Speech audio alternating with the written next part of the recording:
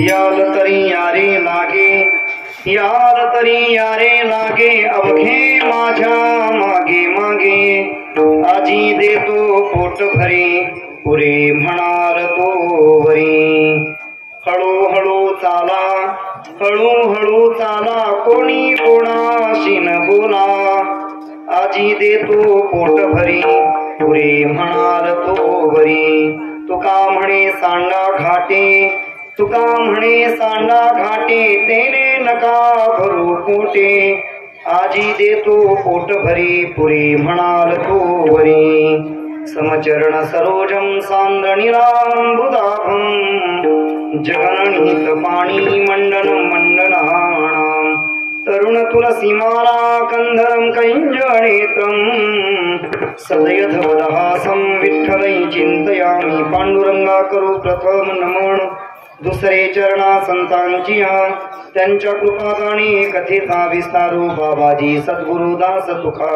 ओम नमो ज्ञानेश्वरा, करुणाकरा दयाळा, तुमचा अनुग्रह लाधरू, पावन झालो चराचरी. नमो सद्गुरु तुकया ज्ञानदीपा, नमो सद्गुरु सच्चिदानंद रूपा, नमो सद्गुरु भक्त कल्याण मूर्ती, नमो सद्गुरु भास्करा पूर्ण कीर्ती. सेवे लागी सेवक झालो, तुमच्या गुरु निज चरणा, तुमच्या गुरु निज चरणा,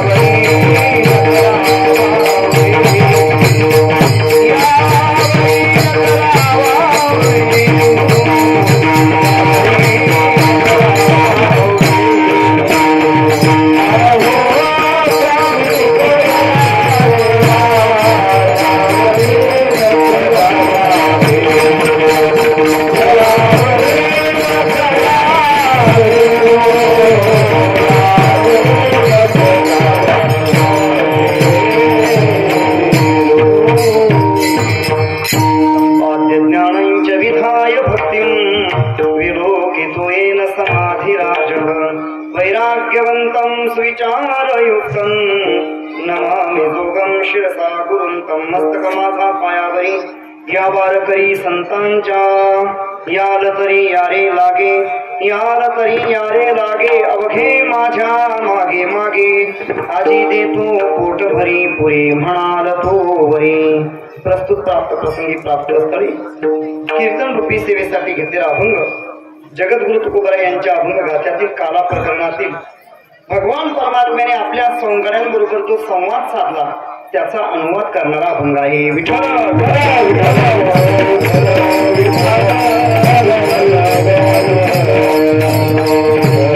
षड्गुण ऐश्वर्य संपन्न अनंत कोट ब्रह्मांड नायक अखिल गुणनिधान भगवान पंढरीश पांडुरंग परमात्मा कैवल्य साम्राज्य चक्रवर्ती विश्वमौली ज्ञानोबराय भक्त श्रोमणी नामदेवराय शांतीब्रह्म एकनाथ महाराज संत हृदय सम्राट विश्ववंदे विश्वसंत विश्वभूषण श्रीमंत श्री जगद्गुरु तुकोबराय स्वानंद सुनिवासी सद्गुरु जोग महाराज आदी करून सकल संतांच्या कृपाशीर्वादाने अनेक वर्षापासून संपन्न होत असणारा हा अखंड हरिनाम सप्ताह श्रीमद भागवत कथा ज्ञान यज्ञ सोहळा ज्ञानेश्वरी पारायण आदी करून हा भक्ती महोत्सव आणि या भक्ती महोत्सवाच्या परिपूर्णतेच्या समारोपाच्या सेवेमध्ये आपण या ठिकाणी अर्थात कालेच्या सेवेमध्ये सर्वजण उपस्थित आहोत. सेवेसाठी उपस्थित सर्व भाविक श्रोते सज्जन माता भगिनी हा सगळा पारमार्थिक आनंद द्विगुणित करण्यासाठी, भजनाचा आनंद द्विगुणित करण्यासाठी उपस्थित असणारी आपल्या पंचक्रोशीतील सगळी गुणीजन, दिग्गज गुणीजन मंडळी या ठिकाणी उपस्थित आहेत. आपणा सर्वांचे आदरणीय श्रीयुत भजन भीष्म वैजनाथ नाना काशीद या ठिकाणी उपस्थित आहेत. आदरणीय संगीत सम्राट, संगीत अलंकार शिवाजी महाराज देवकते आहेत आणि ज्यांच्या प्रेमातून या ठिकाणाचा योग प्राप्त झाला असे आदरणीय हरिभक्तीपरायण अंगद महाराज करे, आमचे आदरणीय नागेश महाराज, मृदंगाचार्य एकनाथजी महाराज, महेश महाराज, गणेश महाराज या सगळ्यांच्या विशेषतः प्रेमातून या ठिकाणी सेवा करण्याचा योग प्राप्त होतो आहे. आपण सर्व भाविक श्रोते सज्जन, माता भगिनी, परिसरातील पंचक्रोशीतील श्रेष्ठ वयोवृद्ध, ज्ञानवृद्ध, तपोवृद्ध सर्वच महाराज मंडळी या ठिकाणी उपस्थित आहेत. सर्वांना मनोभावे वंदन करून सेवेला प्रारंभ. विठ्ठल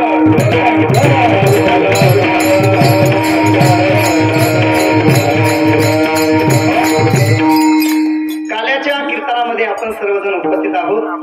काला म्हटल्यानंतर प्रसादाची सेवा. प्रसाद आपल्या सर्वांना ज्ञात आहे.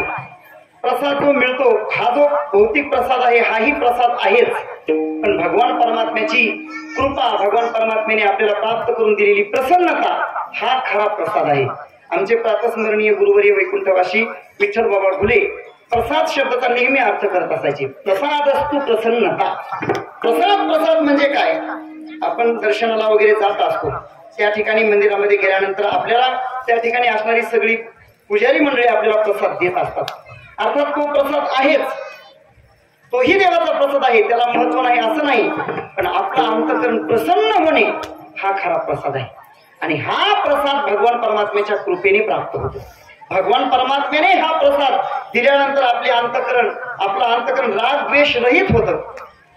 ज्ञानोबराय बोलतात, देखे अखंडित प्रसन्नता अति जेत चित्ता रिगणे नाही समजता संसार दुःखा. हा भगवान परमात्म्याचा प्रसाद प्राप्त झाला की मनुष्याच्या जीवनामध्ये कितीही प्रतिकूल परिस्थिती निर्माण झाली, कितीही कठीण प्रसंग आले, कितीही दुःखाचे डोंगर कोसळले तरी तो डगमगत नाही. भगवान परमात्म्याचा प्रसाद प्राप्त झाल्यानंतर ज्ञानोबाची खूप गोड भाषा आहे.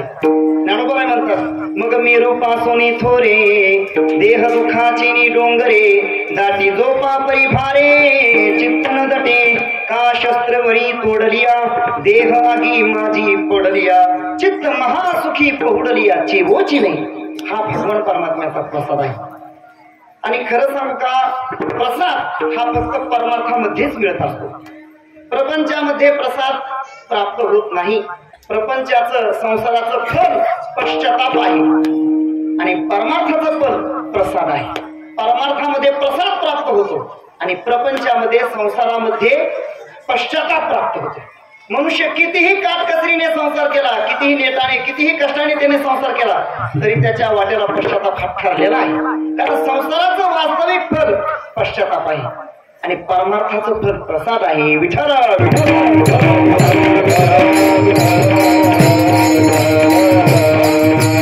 आणि हा प्रसाद भगवान परमात्मा आपल्याला या ठिकाणी काल्याच्या माध्यमातून देत असतात. भानुदास महाराज वर्णन करतायत, भानुदास की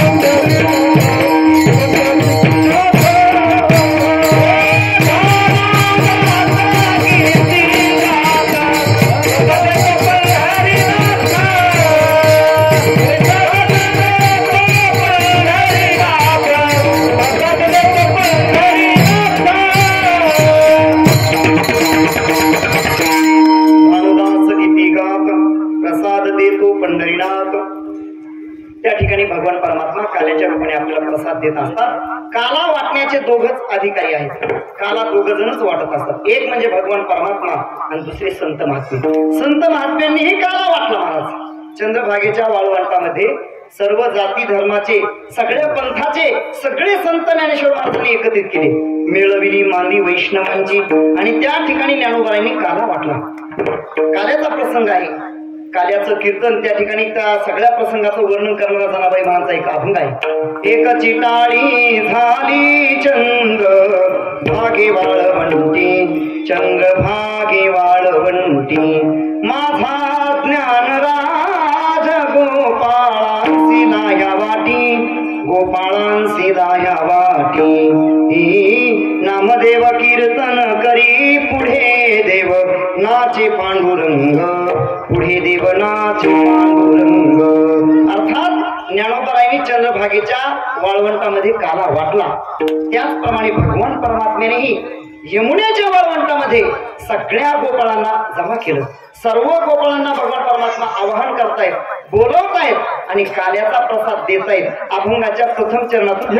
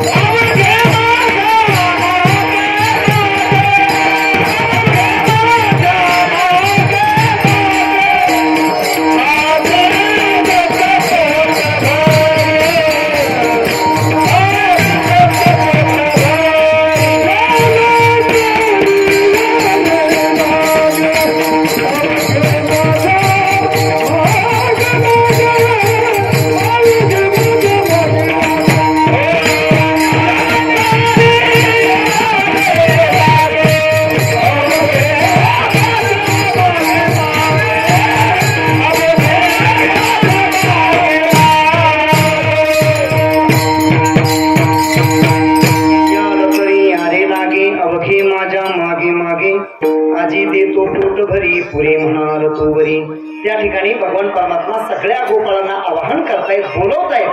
तुम्हाला जर प्रसाद प्राप्त करून घ्यावायचा असेल तर सगळेजण तुम्ही माझ्या मागे या, माझ्या मागे या. भगवान परमात्मा आवाहन करतायत, बोलवतायत. ही जी सगळी जगद्गुरु तुकोबारायांची काला प्रकरणातील अभंग आहेत, या सगळ्या अभंगामध्ये बहुतेक करून श्लेष अलंकार तुकोबारायांनी वापरलेला आहे. श्लेष अलंकार, श्लेष अलंकार कशाला म्हणतात?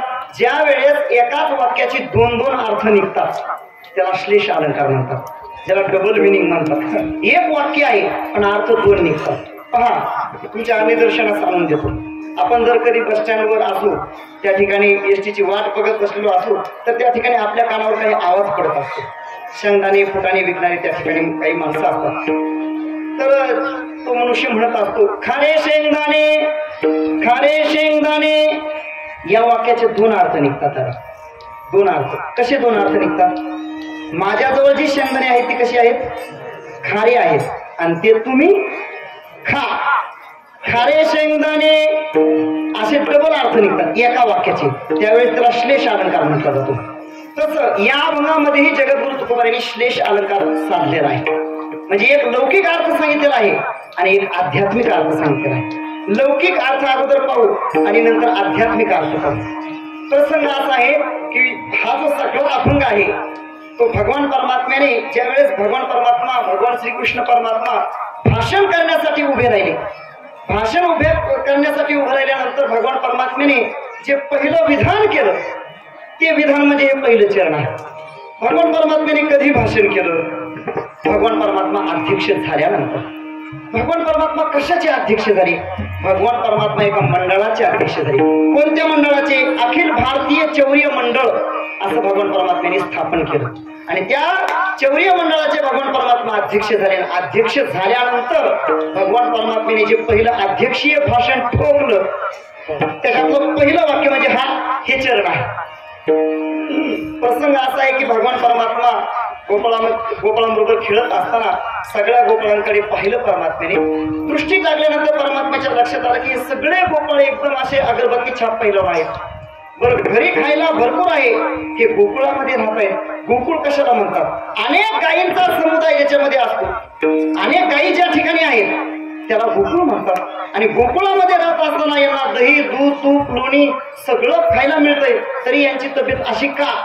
परमात्म्याने त्यांच्याकडे पाहिलं आणि परमात्मा म्हटले, अरे का रे, तुम्ही असे खराब का दिसताय? तुमचे चेहरे असे का सुकलेले आहेत? काय कारण आहे? सगळं तुम्हाला मिळतंय आणि तरी तुमचे चेहरे नेहमी पडलेले असतात. काही काही माणसांचे चेहरे नेहमी पडलेले असतात. कधीही पहा, नेहमी पडलेले. आताच कोणातरी पोहोचून आले की काय तुकोबाराय म्हणतात, थोडी गोवरी तैसे दिसे तोंडावरी, जणू काय गोरी तोंडावर पडली. कुठलाही प्रसंग असला तरी कधीच प्रसन्न चेहरा नसतो. आपल्या भाषेत जर सांगायचं तर आंबट चेहऱ्याचा असा चेहरा. अरे काय झालं तुम्हाला? तुम्ही एवढं कमवताय, इतकं मिळवताय तुम्ही, तरी तुमच्या चेहऱ्यावर अतृप्ती दिसते. काय आहे? माणसाचा चेहरा त्याच्या अंतकरणाचा आरसा असतो. गणेश महाराज, अंतकरणामध्ये काय चाललंय हे चेहऱ्यावरून कळतं. म्हणजे बऱ्याच वेळा गणेश महाराज श्रोता ऐकतोय का नाही हे त्याच्या चेहऱ्यावरून कळत असतं. अंतकरणामध्ये काय चाललंय, अंतकरणाची अतृप्ती ही चेहऱ्यावरून प्रगट होते आणि अंतकरणाची तृप्ती ही चेहऱ्यावरून प्रगट होते. असमाधानी असेल तरी चेहऱ्यावरून कळतं आणि समाधानी असला तरी चेहऱ्यावरून कळतं. परमात्म्याने पाहिलं सगळं यांचं व्यवस्थित आहे. गाड्या आहेत बसायला, दिवसाला 10-10, 15-15 किती हजार कमवतात काही सांगताच येत नाही.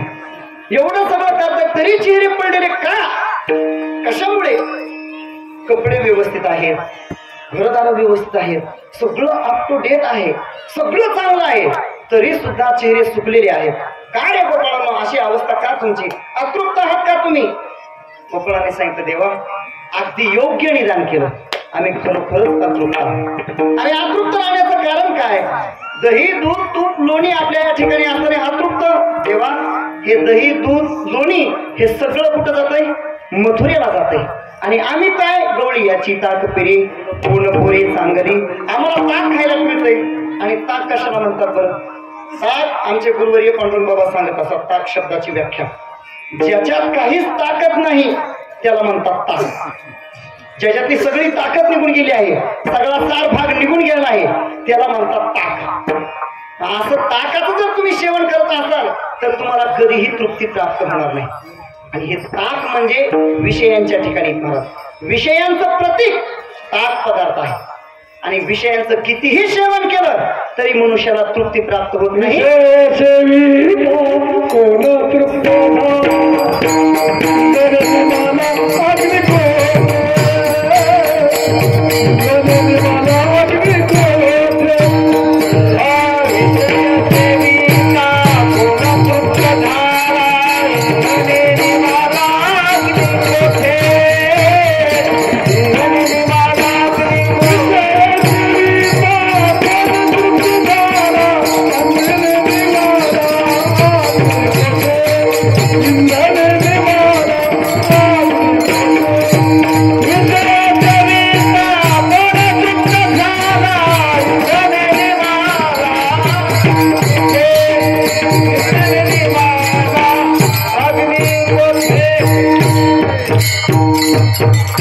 नानाने अगदी समर्पक प्रमाण दिलं. विषय सेविता घा कोण तृप्त झाला, इंधने नेमाला अग्नी कोठी. असा अग्नी प्रज्वलित झालेला आहे, पेटलेला आहे, आग भडकती आहे. आणि त्याच्यामध्ये जर आपण सरपण टाकलं तर ती आग भिजेल का? नाही.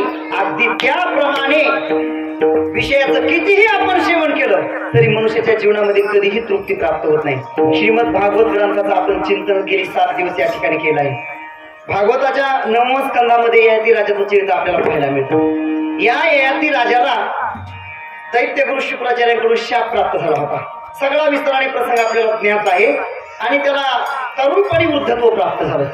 वृद्धत्व प्राप्त झाल्यानंतर त्याने उशाप मागितला आणि उशाप मागितल्यानंतर त्याने असं सांगितलं की तुझे जे 5 मुलं आहेत यापैकी तुझं वृद्धत्व त्यांनी स्वीकारलं आणि त्यांचं तारुण्य दिलं तर तुला तारुण्य प्राप्त होईल.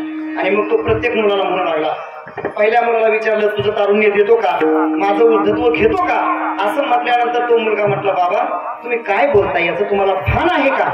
असा कोणता बाप आहे या जगामध्ये की तो बाप आपल्या मुलाला तरुणपणी म्हातारा झालेला बघतो, अशी बघण्याची अपेक्षा करतो. कोणता बाप आहे असा. काय तुम्ही मागणी करताय. महाराज हे 4 मुलांनी सुद्धा आपलं तारुण्य दिलं नाही. शेवटी 5वा होता पुरुने मात्र आपल्या वडिलांची आज्ञा शीर्षावंदे मानून आपलं तारुण्य दिलं आणि त्यांचं वृद्धत्व घेतलं. आणि या ययाती राजाने तारुण्य प्राप्त झाल्यानंतर 1000 वर्ष या पृथ्वीवरील सगळी अनुकूल भोग भोगली. महाराज सगळ्या प्रकारचे अनुकूल भोग भोगले तरीही त्याची तृप्ती झाली नाही. आणि शेवटी त्याने आपल्या पूर्ण नावाच्या मुलाला जवळ बोलावलं आणि सांगितलं बाबा रे तुझं हे तारुण्य घेऊन मी 1000 वर्ष सगळ्या प्रकारचे भोग भोगले पण तरी माझी तृप्ती झाली नाही, माझं समाधान झालं नाही. हे तुझं तारुण्य घे तुला परत आणि माझं वृद्धत्व मला दे. त्या ठिकाणची वाक्य आहेत त्याचे न जातु काम कामानाम उपभोगेन शामेती हविषा कृष्ण वर्तमैव भूय एवाभिवर्धते. भूय एवाभिवर्धते या चरणाचा तुकोबाराने अनुवाद केलाय. विषय सेविता गा पूर्ण तृप्त झाला इंधनेने मला अग्नी कोठी. म्हणून आसाराचं जर तुम्ही सेवन करत असाल तर तुम्हाला कधीही तृप्ती प्राप्त होणार नाही. भगवान सांगतायत त्यासाठी तुम्हाला साराचं सेवन करावं लागेल. सार लोणी आहे, लोणी जर तुम्ही खाल्लं तर तुम्हाला तृप्ती प्राप्त होईल. गोपाळ म्हटले ठीक आहे आमचा बाळ्या 50 भाकरी खातो पण देतो कोण. आम्हाला लोणी खायचंय तृप्त व्हायचं पण देणार कोण. परमात्म्याने सांगितलं जर अशीच अडचण असेल तर ती सगळी जबाबदारी मी घेतो पण याच्यासाठी तुम्हाला एक काम करावं लागेल. काय. याल तरी यारे लागे अवघे माझ्या मागे मागे. तुम्हाला सगळ्यांना माझं अनुसरण करावं लागेल, माझ्या मागे यावं लागेल. सगळे गोपाळ आनंदामध्ये आहेत. आता आपल्याला लोणी खायला मिळणार, भगवान परमात्मा तृप्त करणार, समाधानी करणार. सगळे गोपाळ आनंदी असताना परमात्मा बोलत असताना बोलत बोलत परमात्म्याने एक मेघ ठोकली. महाराज परमात्मा काय बोलतायत पहा तुम्ही. यायचं असेल तर याल तरी यारे लागे. याच म्हणत नाही. पहा बर का मोठी गंमत आहे. बोलवणारे 2 जण आहेत अंगद महाराज. संत महात्मेही बोलवतात आणि भगवान परमात्माही बोलवतो. पण भगवान परमात्म्याच्या बोलवण्यामध्ये आणि संत महात्म्यांच्या बोलवण्यामध्ये फार मोठा अंतर आहे. भगवान परमात्मा म्हणतो यायचं असेल तर या, मला काही गरज नाही. तुम्हाला यायचं असेल तर या. पण संत महात्मे बोलत असताना किती तळमळीने बोलवतात. या या या सगळेजण या, लहान असा थोर असा सगळे या. बाळे नारी नराधी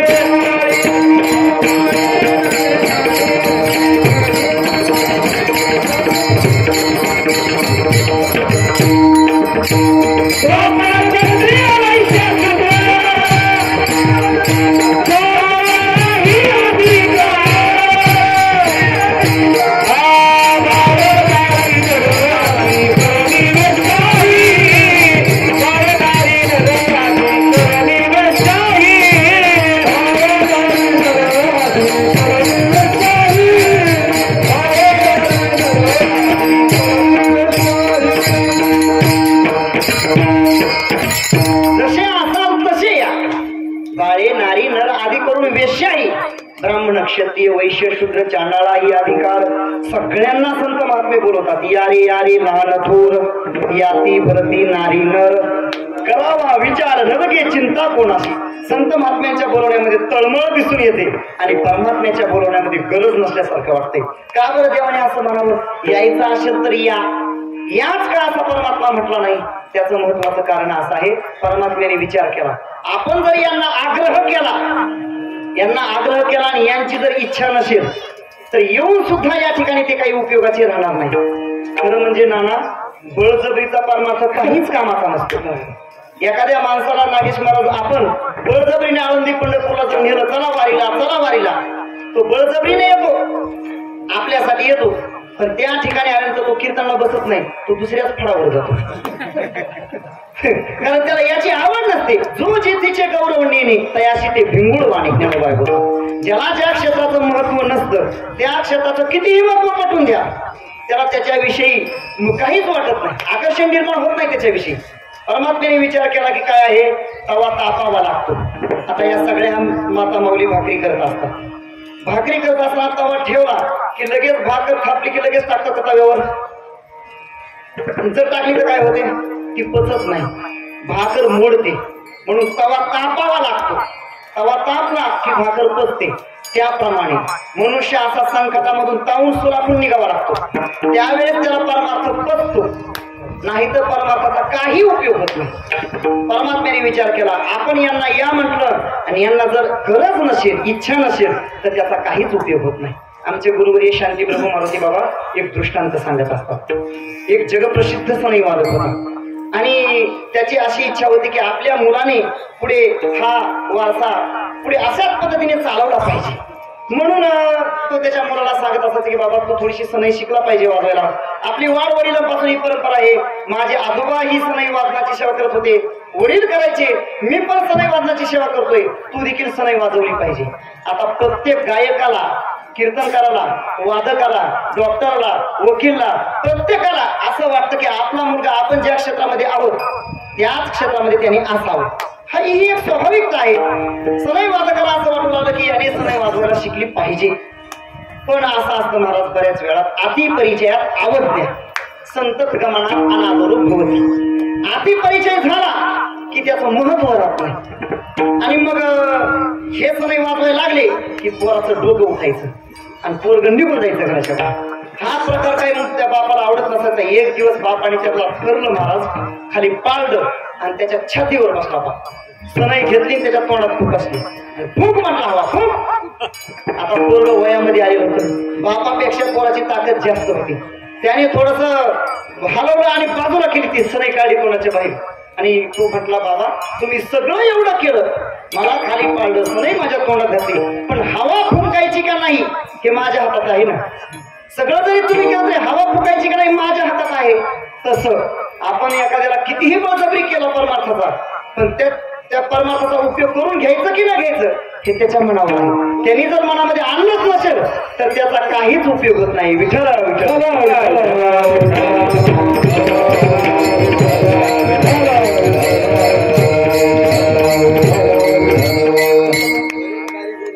वा वा वा वा. भले बळत्कारी जरी आणला कथेशी निद्रा घे जोडासी टेकून या. बळजबरीने कीर्तनाला आणला, बळजबरीने. तो काय करतो, आता पाठीमागच एखादा खांबा पाहून बसतो महाराज आणि तिकडे टेकन देऊन ऐकत बसतो. त्याचा काही उपयोग होत नाही. म्हणून बळजबरीचा परमार्थ काहीच कामाचा नाही. परमात्म्याने विचार केला, आपण यांना या म्हटलं, यांचा जर इच्छा नसेल, यांना गरज नसेल, त्याचा काही उपयोग होणार नाही. बरं, दुसरी महत्वाची गोष्ट अशी आहे की देवाला गरज नाही बरं का, गरज तुम्हाला आम्हाला आहे. गरज देवाला नाही. आपला एक गैरसमज आहे, आपण देवाला नैवेद्य दाखवला म्हणजे भगवान परमात्म्याचं पोट भरतं, आपण देवाची आरती ओवाळली म्हणजे देवाची दृष्ट निघून जाते. हा आपला गैरसमज आहे. आपण देवाची आरती ओवाळली म्हणजे देवाची दृष्ट निघून जाते, आपण देवाला नैवेद्य दाखवलं म्हणजे देवाचं पोट भरतं, अशातला काही भाग नाही. परमात्मा परिपूर्णतम आहे. ओम पूर्णमदः पूर्णमिदं पूर्णात् पूर्णमुदच्यते पूर्णस्य पूर्णमादाय पूर्णम एव अवशिष्यते. परिपूर्णतम आहे परमात्मा. परमात्म्याला, देवाला कोणाचीही गरज नाही, गरज तुम्हा आम्हाला आहे. म्हणून तुम्ही आम्ही ठरवायचं आहे परमार्थ करायचा की न करायचा. आणि सगळ्यात महत्वाची गोष्ट, भगवान परमात्म्याने विचार केला, आपण प्रत्येकाला कर्माचं स्वातंत्र्य दिलं आहे, भोगाचं स्वातंत्र्य नाही. प्रत्येकाला कर्माचं स्वातंत्र्य आहे. पण भगवान परमात्म्याने गीतेमध्ये असं म्हटलेलं आहे, कर्मण्येवाधिकार असते मा फलेषु कदाचन. प्रत्येकाचं कर्म करण्यामध्ये अधिकार आहे, फल भोगण्यामध्ये नाही. म्हणून तर पहा तुम्ही, मोठ्या साखर कारखान्याचे चेअरमन असतात, पण डॉक्टरनी त्यांना सांगितलेलं असतं की साखर अजिबात खायची नाही. नाही, तुम्ही साखरेकडे बघायचं सुद्धा नाही. साखरेकडे बघितलं तरी साखर वाढेल तुमची. भोगाचा अधिकार नाही, कर्माचा अधिकार आहे. म्हणून परमात्म्याने विचार केला, आपण यांना आग्रह केला तर यांच्या अभिव्यक्ती स्वातंत्र्यावर गदा येईल. म्हणून परमात्मा तटस्थ रूपाने बोलतायत, यायचं असेल तरी या, आलं तरी यारे लागे, अवघे माझ्या मागे मागे. परमात्मा म्हणतायत माझ्या मागे या. आता विचार करायचा आहे, आपण परमात्म्याच्या मागे जायचं का संसाराच्या मागे जायचं? संसाराच्या मागे गेल्यानंतर आपल्याला काय फळ मिळतं आणि भगवान परमात्म्याच्या मागे गेल्यानंतर काय मिळतं? संसाराच्या मागे आपण आतापर्यंत अनेक जन्मामध्ये चालत आलो महाराज. कित्येक जन्म गेले आपली या संसाराची वाटचाल करण्यामध्ये. पण तुमच्या आमच्या हातामध्ये काय पडलं? तुकोबाराय एका आंधळ्या पांगळ्यामध्ये म्हणतायत, या संसाराच्या मार्गाने चालत असताना मला भीती वाटते अक्षरशः. या मार्गाने कित्येक जण गेले, कुठं गेले, कुठं पोहोचले, त्यांचा काहीही थांब पत्ता नाही. तुकोबाराय बोलतायत, चालता वाट पुढे भयवाट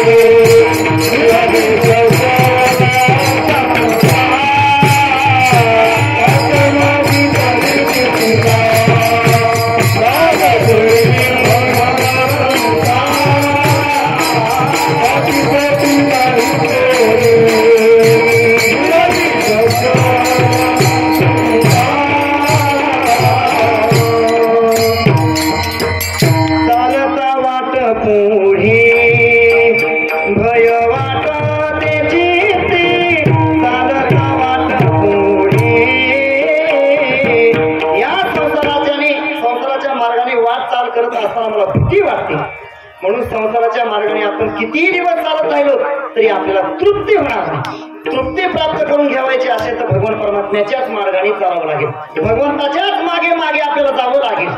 कोणी म्हणेल का हो आतापर्यंत कोणाचा असा अनुभव आहे का?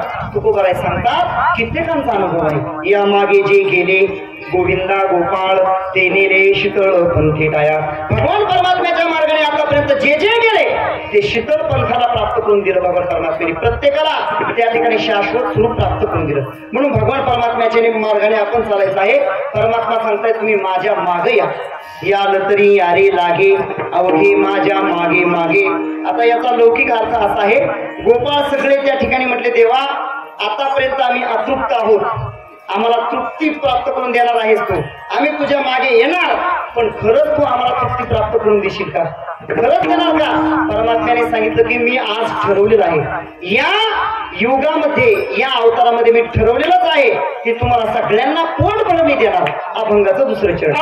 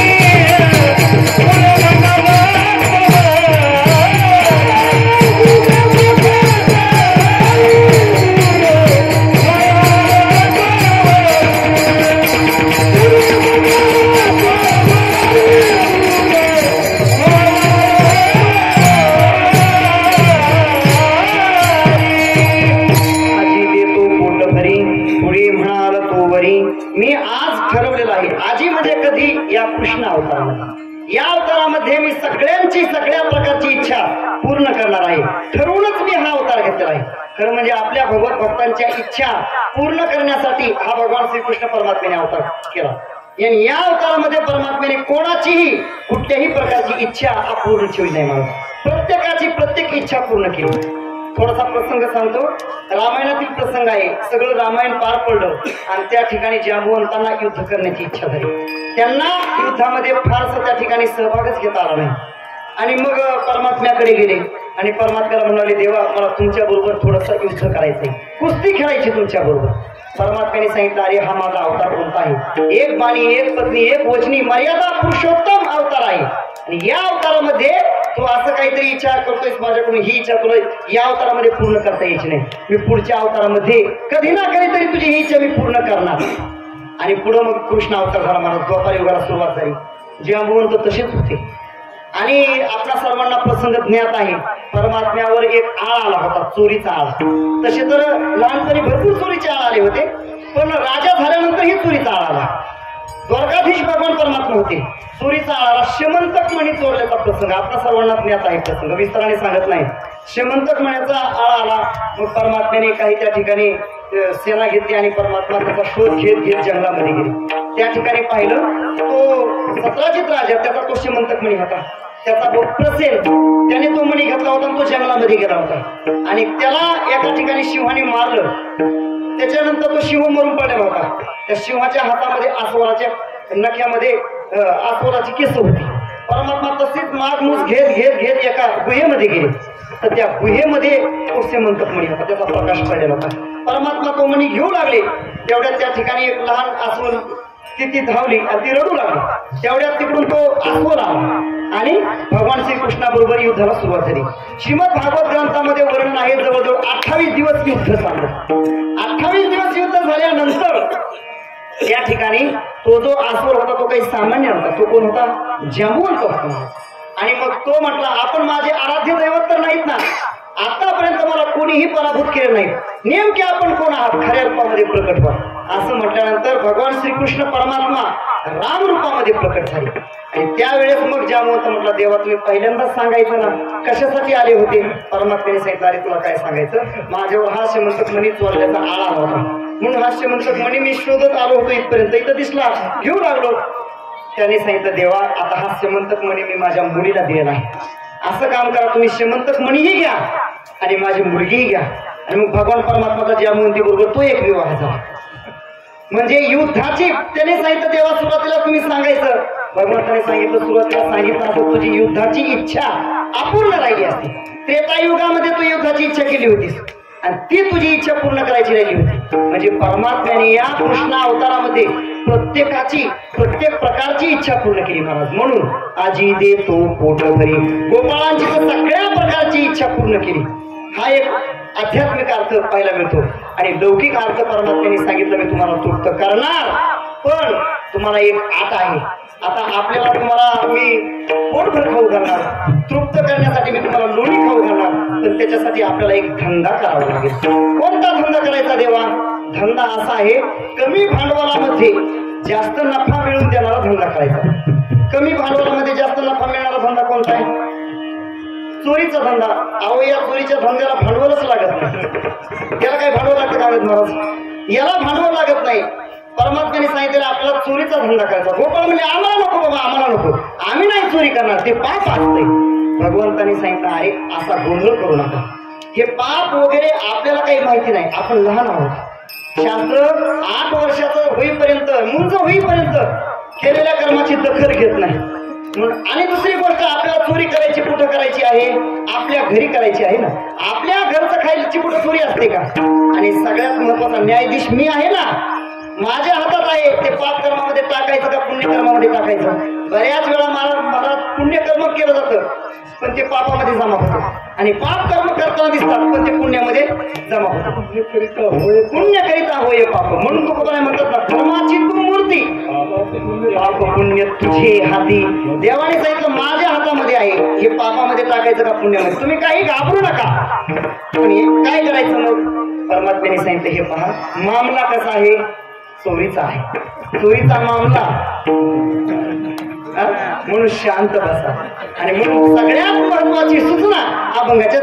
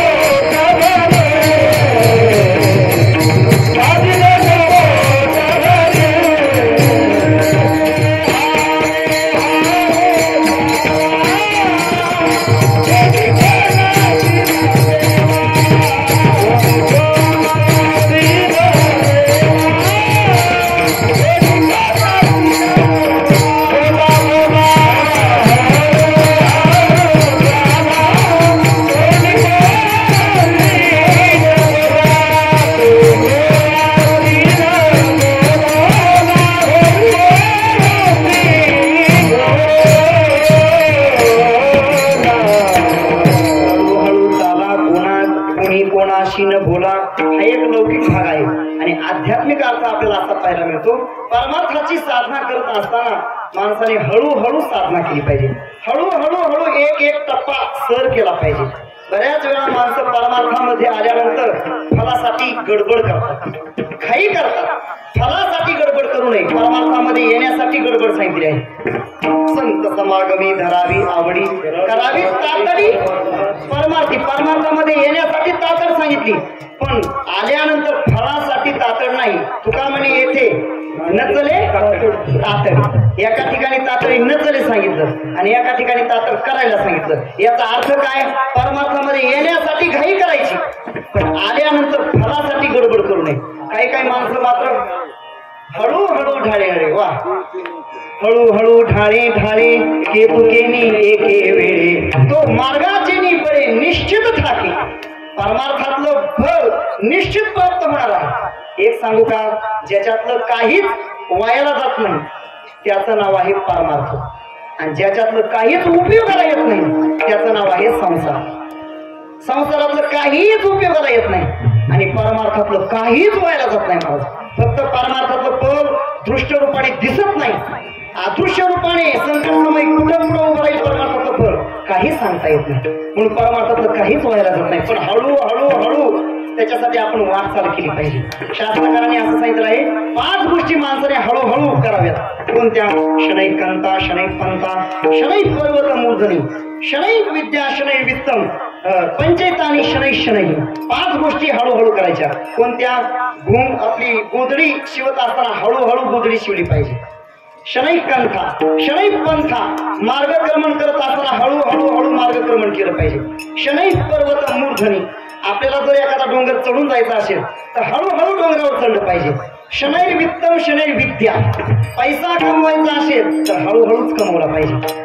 काही माणसं पैसा लवकर यावा अशी गडबड करतात, लवकर पैसा कमवतात, पण जेवढा लवकर पैसा कमवतात तेवढाच लवकर निघून जातो पैसा। म्हणून हळूहळू आलेला पैसा टिकतो। आणि शनैर विद्या, विद्या देखील माणसाने हळूहळू कमवली पाहिजे। हळूहळू चाला, कोणी कोणाशी न बोला। आणि महत्वाची सूचना सांगतायत परमात्मा, कोणी कोणाशी न बोला, कोणी कोणाला बोलू नका, बडबड करू नका, गोंधळ करू नका, कोणी कोणाला बोलू नका। याचा आध्यात्मिक भाव असा आहे, आपण आपल्या जीवनामध्ये जी काही अंतरंग परमार्थाची साधना करतो आहोत, दान धर्म करतो आहोत, तपश्चर्या करतो आहोत, तर केलेला दान धर्म आपण बोलून दाखवू नका। कोणी कोणाशी बोला, कोणी कोणाशी न बोलायचा अर्थ काय? आपण केलेला दान धर्म बोलायचा नसतो, आपण केलेलं सत्कर्म बोलून दाखवायचं नसतं, आपण केलेलं पुण्य बोलून दाखवायचं नसतं. काय आहे पुण्य आणि पाप याच्या बाबतीमध्ये शास्त्राने असा विचार सांगितला आहे. या दोन्ही गोष्टी बोलून दाखवल्या की संपतात, नष्ट होतात. क्षय मागे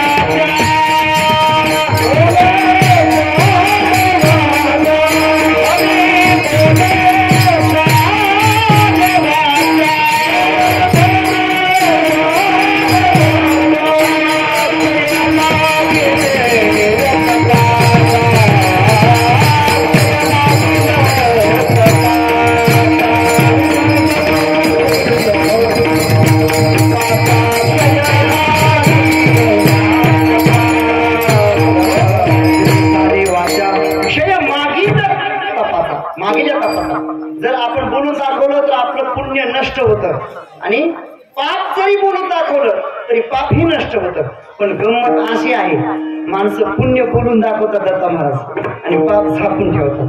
बरीच माणसं काशी केलेली सांगतात, कशामुळं काशी केली ते सांगत नाही. काशी केल्यामुळं काशी केली, मांजर मारल्यामुळं काशी केली हे सांगत नाही. काशी केलेली सांगतात, मांजर मारलेली सांगत नाही. माणसं पाप झाकून ठेवतात आणि पुण्य उघड करतात. पण ऐका, पुण्य उघड केलं की पुण्य नष्ट होतं. ज्ञानोबांनी त्याच्यासाठी एक उदाहरण दिलं आहे ज्ञानेश्वरीमध्ये.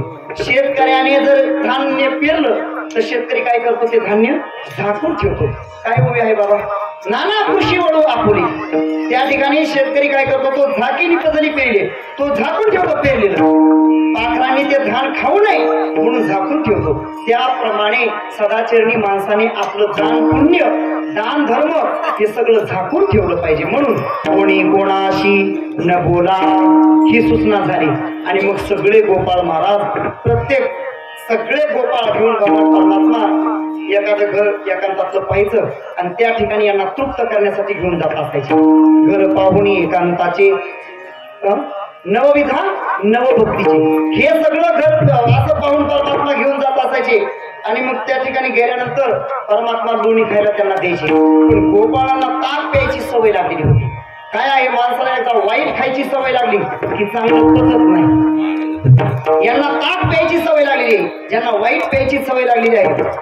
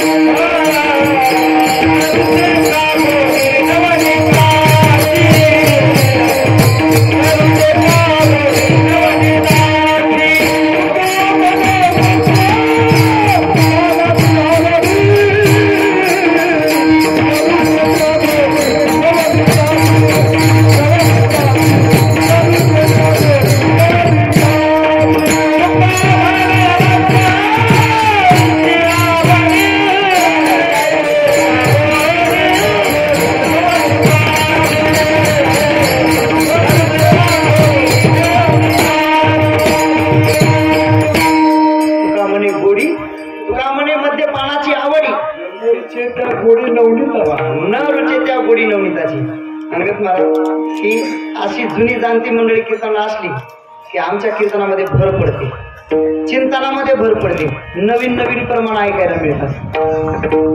एखाद्याला वाईट खायची सवय लागली की चांगलं खाऊ वाटत नाही, चांगलं प्यावं वाटत नाही.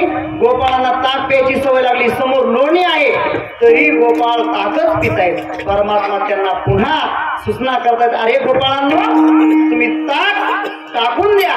हे ताक म्हणजे घाट आहे, या घाट्याने तुम्हाला कधीही तृप्ती प्राप्त होणार नाही. हाच भाव अभंगाच्या शेवटी.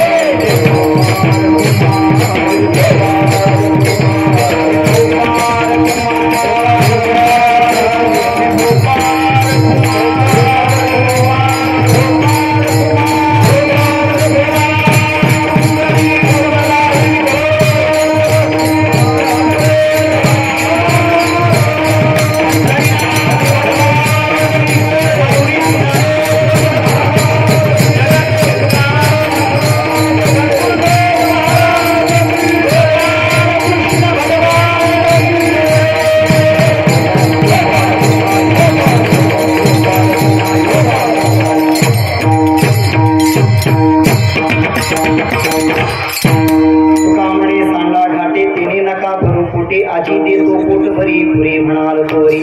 दररोज असा एका घरी या गोपाळांचा कार्यक्रम चालायचा महाराज. घरातल्या सगळ्या गोष्टी असायच्या आणि लोणी गायब व्हायची. लोणी गायब झाल्यामुळं आता या गोकुळातल्या सगळ्या लोकांचा प्रपंच या लोण्यावर चालायचा आणि नेमकं लोणीच गायब व्हायचं. बाकीच्या सगळ्या वस्तू राहायच्या. मग काही घरी डोक्यावर आरोप, काही घरी सुनेवर आरोप, काही घरी सासूवर आरोप, सगळा गोंधळ सुरू झाला गोकुळामध्ये. मग सगळ्याकडून एक मिटिंग घेतली. आपण याचा शोध लावला पाहिजे. शोध लावला पाहिजे. त्याच्यामध्ये एक प्रभावती नावाची गवळण होती. ती म्हटली हे पहा मला थोडासा अवधी द्या, मी शोध लावते, तपास लावते. आणि मिटिंग झाल्यानंतर ती घरी आली. तिचा मुलगा याच्याच मंडळाचा एक सदस्य होता आणि सकाळी सकाळी उठला, डोळे चोळत चोळत, आंघोळ नाही काय नाही, लगेच खेळायला.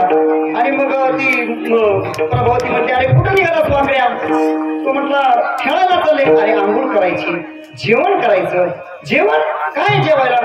ती म्हटली ताक आहे, बाजरीची भाकर आहे. ताक ताक हे पडून पाणी कोण पिणार? मग हिला थोडासा त्या ठिकाणी लागला. अरे आतापर्यंत तर ताकच असते आपल्या घरामध्ये आणि आता हे असं म्हणतात ताक म्हणजे काय? इथं काहीतरी आहे. मग तिने विचार केला, जसा सप्ताह सुरू झालाय तसं पोरग घरी जेवलंच नाही. इतके दिवस हा घरी जेवला नाही, बाहेरच जेवतोय. मग ते म्हणले अरे ताक मग काय खाणार? लोणी खात असतो. म्हटलं आम्ही लोणी? कोण तुम्हाला लोणी देतो? आम्ही काय कोणाच्या बापाचं खातो? आमचा देव आम्हाला देतो. कोण आहे तुमचा देव? आमचा देव म्हणजे असा काही मंदिरातला देव नाही, आमचा चालता बोलता देव आहे श्रीकृष्ण परमात्मा.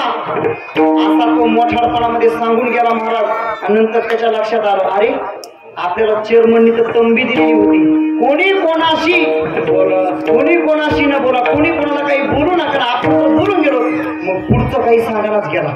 वाकड्या तिने हाताला धरलं. वाकड्या कुठलं लोणी खाऊ घालतो, कोण नाव खाऊ घालतो? मग तो गप्प बसला महाराज. तो काही सांगायलाच गेला. ती म्हटली हे बघ सांगितल्याशिवाय मी तुला सोडणारच नाही. तिने हात असा जाम पकडला. सांग कृष्ण लोणी कुठला खाऊ घालतो? मग तो म्हटला अगं आई पुढारी काय आपल्या घरचं खाऊ घालत असतात काय? बाहेर खाऊ घालत असतात. मग त्याने सांगितलं अगं दररोज आम्ही एका घरी जात असतो, तिथलं लोणी खात असतो महाराज. आणि ही गवळण मिटिंग घेतली तिनं आणि सगळ्यांना सांगितलं हे बघा चोर सापडलाय. दरीला पंढरीचा चोर. परंतु अजून मुद्देमालासह सापडायचा बाकी आहे म्हणून नाव जाहीर करत नाही. जोपर्यंत मुद्देमालासह सापडत नाही तोपर्यंत नाव जाहीर करत नाही. मला अजून थोडासा अवधी द्या. तपास अंतिम टप्प्यामध्ये आलेला आहे, जवळपास आता पूर्ण होणार आहे. असं तिनं भाषण ठोकलं महाराज. मीटिंग हॉलच्या बाहेर पडली. तीच भगवान परमात्मा भगवान श्रीकृष्ण काही गोपाळ घेऊन बाहेर हो. प्रभावती गवळण म्हटली कृष्णा तू इथं? हो म्हटलं मी. कधी आलास? पहिल्यांदा तुम्ही भाषणाला उभा राहिला की सगळं तुमचं भाषण ऐकलंय मी. तिच्या लक्षात आलं. हिच्या लक्षात आलं. ती म्हटली अरे असं गोरगरिबांच्या घरी कशाला जातो? लगेच तुझ्यामध्ये असे दम तर माझ्याकडे येऊन बघतो. महाराज तिने देवाला चॅलेंज दिलं. भगवान परमात्म्याला कधीही आव्हान देऊ नये. देवाला चॅलेंज दिलं तुझे जर असेल तर माझ्या घरी येतो म्हटला. आतापासून कुठल्याही वेळेला येऊ शकतो. ती घरी गेली. घरी गेल्यानंतर तिनं भाषण ठोकले होतं. असे उन्हाळ्याचे दिवस होते महाराज. तहान लागलेली होती. तहान लागल्यामुळे सोरही लागत नाही. आणि मग ते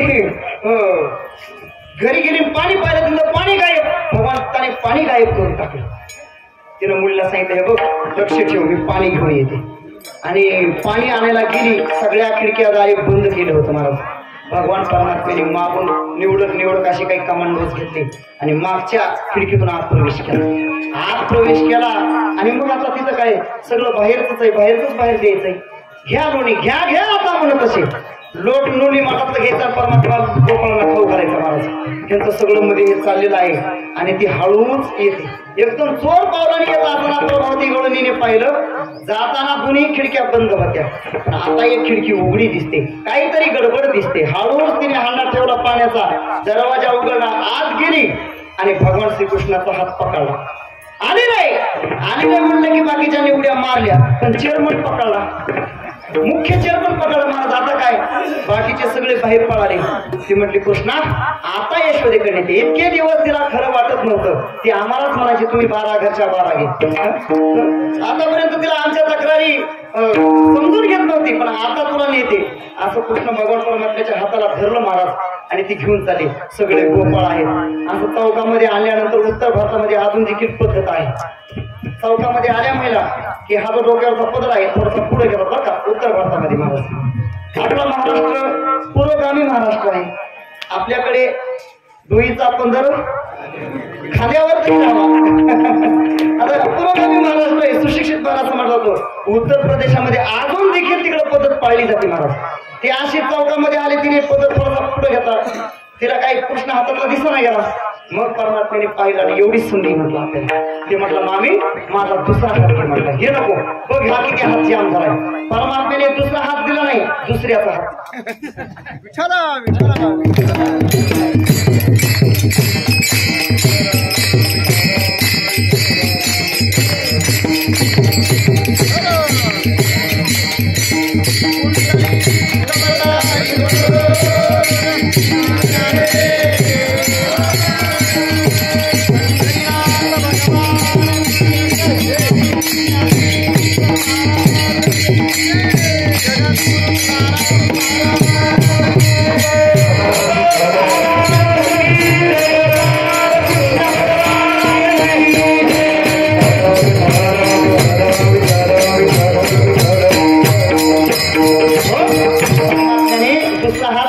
दुसऱ्याचा हात दिला आणि परमात्मा पसार झाले.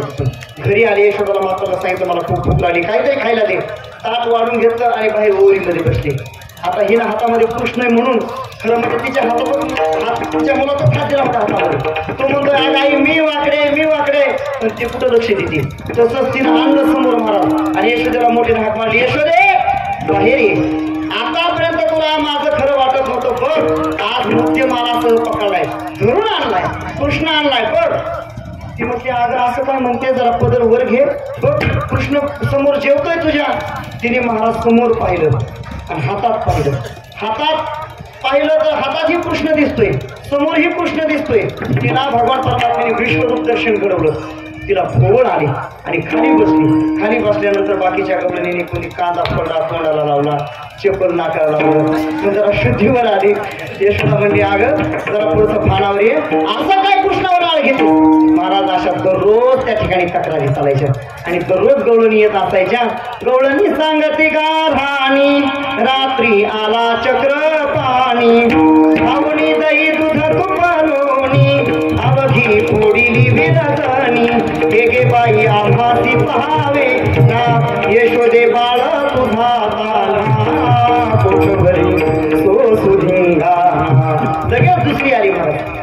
दुसरी आली धावत म्हणे गे बाई काय केली मात. पती मुखाशी मुख चुंबन देत गळ्यामध्ये हात घालीत. धरू जाता सापडेना यशोदे बाळ तुझा तान्हा कोठभरी सो सुधिंगाना. लगेच तिसरी आली महाराज घाई गाईने. तिचा चांगला मंजूळ आवाज होता, मंजूळ होता आवाज तिसरीचा. तिसरी आली धावोनी म्हणे गे बाई काय केली करणी. पतीची दाढी माझी वेणी दोहीशी गाठ देऊनी.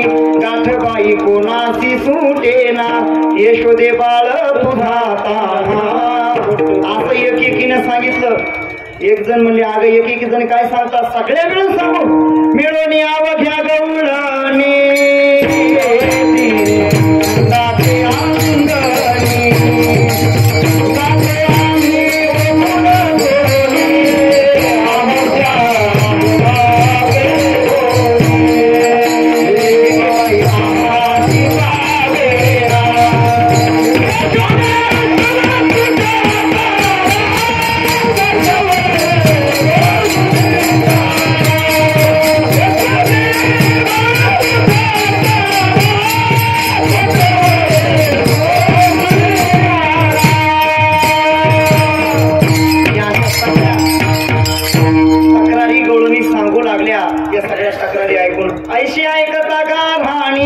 यशोदे नैनी आले पाणी.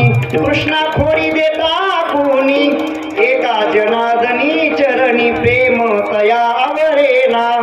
यशोदेच्या डोळ्यात पाणी आलं. कृष्णा, खूप तुझ्या तक्रारी वाढलेल्या आहेत. आता ह्या तक्रारी, ह्या पड्या सोडून दे. नंद बाबाला यशोदेने सांगितलं, हे पहा कृष्ण फार खोडकर झालाय, आपण याला शाळेमध्ये घातलं पाहिजे. मग त्यावेळेस गवळ्यांची शाळा कोणती हो? कोणती गवळ्याची शाळा? काही वळण हीच गवळ्यांची शाळा. मग परमात्म्याला नंद बाबांनी सांगितलं, हे बघ कृष्णा, तू उद्यापासून कुठं जायचं? उद्या जाईन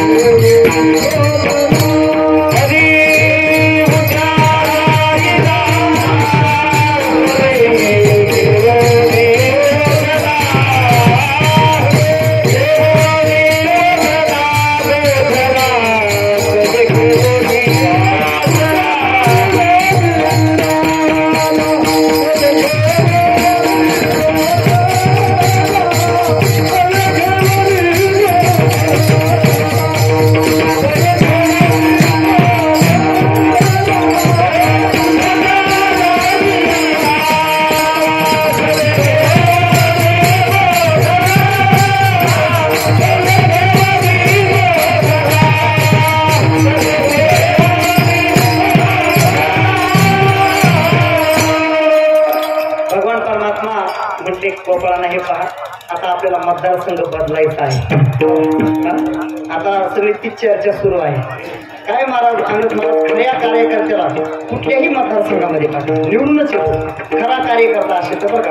परमात्मा म्हटले आपल्याला गोकुळ नाही तर वृंदावन, त्याला काय कुठल्याही मतदारसंघात टाका, खरं ज्यानं चांगलं काम केलं तो निवडूनच येतो.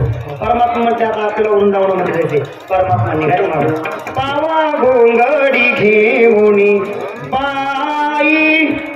सगळं संत महात्म्यांनी वर्णन केलंय. आपली वेळ उरकत आलेली आहे म्हणून परमात्मा त्या ठिकाणी गेले. खांद्यावरी कांबळी, हातामध्ये काठी, हे सगळं वर्णन त्या ठिकाणी संत महात्म्यांनी गेले. परमात्मा कशा पद्धतीने गेले आणि तिथं गेल्यानंतर वेगवेगळ्या प्रकारचे खेळ खेळू लागले. आता सगळ्यात महत्वाचा हा लय खेळ तापलेला आहे. कोणाचा खेळ तापलेला असल्यामुळं आपल्याला बाकीच्या खेळाचा विचार करायचा नाही. अनेक प्रकारचे खेळ खेळले महाराज. खेळाचं सगळं चिंतन आहे आणि खेळाची सगळी प्रमाण पाठ असणारी दिग्गज मंडळी या ठिकाणी उपस्थित आहे. पण यायला मला थोडासा 15 मिनिटं उशीर झाला आहे. त्याच्यामुळं भरपूर खेळ खेळले आणि खेळ खेळल्यानंतर गोपाळ म्हणतात, खांदी भार पोटी भूक काय खेळायचे सुख. मग परमात्म्याने सांगितलं, चला वळू गाई बैसू जेऊ एके ताई. सगळ्यांना सांगितलं आपापल्या गाई वळा. सगळे गोपाळ परमात्म्याने बोलवले. त्या ठिकाणी जे लहान लहान गोपाळ होते आत घेतले. कमलाकार त्या ठिकाणी गोपाळांना बसवलं. त्या सगळ्या प्रसंगाचं वर्णन करणारा एक श्रीमद भागवत ग्रंथातील श्लोक आहे. कार्याचं वर्णन करणार. बिभ्रद्वेणुं जठरपटयोः शृंगवेत्रे च कक्षे वामे पाणौ मसृण कवलं तत्फलान्यंगुलीषु तिष्ठन् मध्ये स्वकरी सुहृदौ हासयन् नर्मभिस्वैः स्वर्गे लोके मिषति भुभुजे यज्ञभुक्पालकेलिः कुण्डली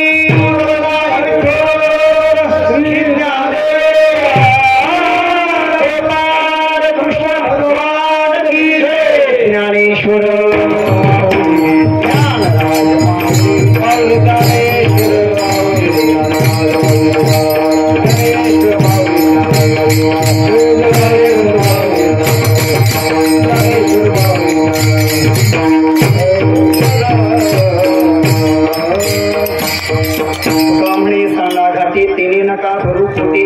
आजी देतो पोट भरी भरी म्हणाल तो भरी यथामती यथावकाश. या ठिकाणी आपल्या या भक्ती महोत्सवाची परिसमाप्तीची पूर्णतेची सेवा करण्याचा योग आमचे हरिभक्ती परायण आदरणीय अंगदजी महाराज करे यांच्या प्रेमातून याही वर्षी प्राप्त झाला. आणि आमचे आदरणीय जीवलक गुरुबंधू नागेशजी महाराज, मृदंगाचार्य एकनाथजी महाराज यांच्या प्रेमातून या ठिकाणी कार्याची सेवा करण्याचा योग आणि सेवेसाठी आपल्या पंचक्रोशीतील सगळी गुणीजन महाराज मंडळी या ठिकाणी उपस्थित आहेत. संगीत विशारद आदरणीय शिवाजी महाराज देवकते आहेत.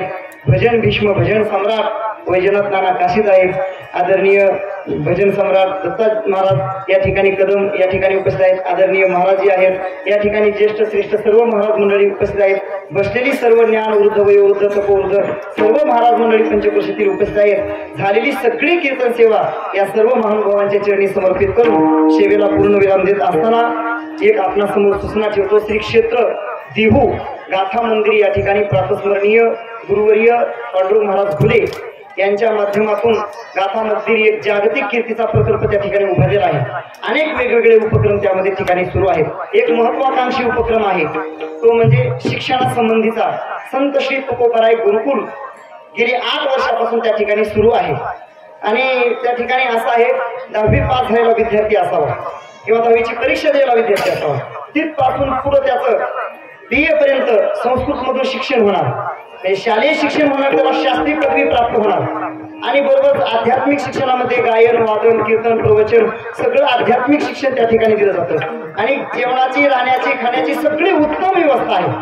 आपण अवश्य त्या ठिकाणी देऊन आल्यानंतर गाथा मंदिरावर मला भेटा. आणि एक उत्कृष्ट उपक्रम त्या ठिकाणी सुरू आहे. विद्यार्थ्याला कुठल्याही प्रकारची फी नाही. सगळ्यात महत्वाची गोष्ट म्हणजे सर्व मोफत शिक्षण दिलं जातं. गेली 8 वर्ष तुमच्या सगळ्यांच्या आशीर्वादाने मी देखील त्या ठिकाणी अध्यापनाची सेवा करतो आहे. म्हणजे आम्हालाही कुठल्याही प्रकारची पगार नाही आणि विद्यार्थ्यांनाही फी नाही. आपली वारकरी शिक्षण संस्था जी आहे जोग महाराजांची या तत्वावर एक जोग महाराज वारकरी शिक्षण संस्थेची शाखा म्हणून त्या ठिकाणी गुरुकुल बाबांनी सुरू केलं आहे.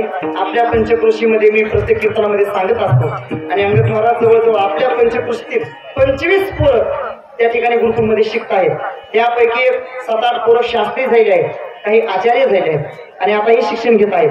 आपल्या पंचक्रोशीमध्ये अजून कोणी आपल्या गावामध्ये गावाच्या शेजारच्या गावामध्ये कोणी 10वी पास झालेले विद्यार्थी असतील तर त्यांच्यापर्यंत ही सूचना पोहोचवा, जेणेकरून त्यांच्या जीवनामध्ये पारमार्थिक शिक्षणाची सुवर्ण संधी प्राप्त होईल. एवढी ही विनंती आपल्या चरणी समर्पित करून सेवेला पूर्ण विराम देत असताना तरी न्यूनते पुरते अधिकते सरते करुणी घ्यावे हे सुमते विश्वासे पायाच्या प्रसादे काही बोलिलो विनोदे मद क्षमा करणे संधी नोही अंगभूत युक्ती तुकाराम तुकाराम तुकाराम